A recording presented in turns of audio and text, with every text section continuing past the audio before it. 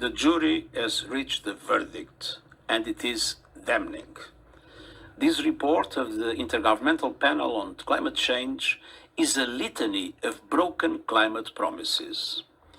It is a file of shame, cataloguing the empty pledges that put us firmly on track towards an unlivable world. We are on a fast track to climate disaster. Major cities underwater, unprecedented heat waves, terrifying storms, widespread water shortages, the extinction of 1 million species of plants and animals. And this is not fiction or exaggeration. It is what science tells us will result from our current energy policies. We are on a pathway to global warming of more than double the 1.5 degree limit agreed in Paris. Some government and business leaders are saying one thing but doing another. Simply put, they are lying. And the results will be catastrophic. This is a climate emergency. Climate scientists warn that we are already perilously close to tipping points that could lead to cascading and irreversible climate impacts. But high-emitting governments and corporations are not just turning a blind eye. They are adding fuel to the flames. They are choking our planet based on their vested interests and historic investments in fossil fuels, when cheaper, renewable solutions provide green jobs, energy security, and greater price stability. We left COP26 in Glasgow with a naive optimism based on new promises and commitments. But the main problem, the enormous growing emissions gap, was all but ignored. And the science is clear. To keep the 1.5 degree limit agreed in Paris within reach, we need to cut global emissions by 45% this decade. But current climate pledges would mean a 14% increase in emissions. And most major emitters are not taking the steps needed to fulfill even these inadequate promises. Climate activists are sometimes depicted as dangerous radicals. But the truly dangerous radicals are the countries that are increasing the production of fossil fuels. Investing in new fossil fuel infrastructure is moral and economic madness.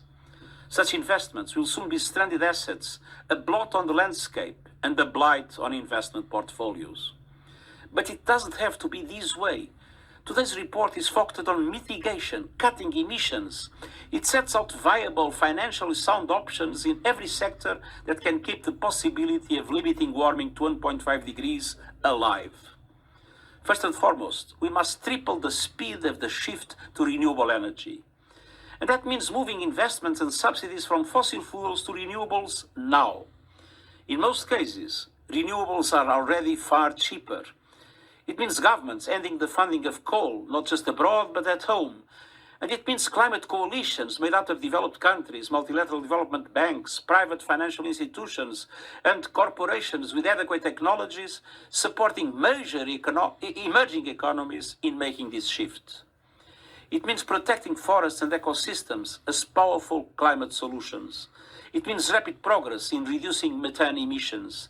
And it means implementing the pledges made in Paris and Glasgow. Leaders must lead. But all of us can do our part. We owe a debt to young people, civil society, and indigenous communities for sounding the alarm and holding leaders accountable. We need to build on their work to create a grassroots movement that cannot be ignored.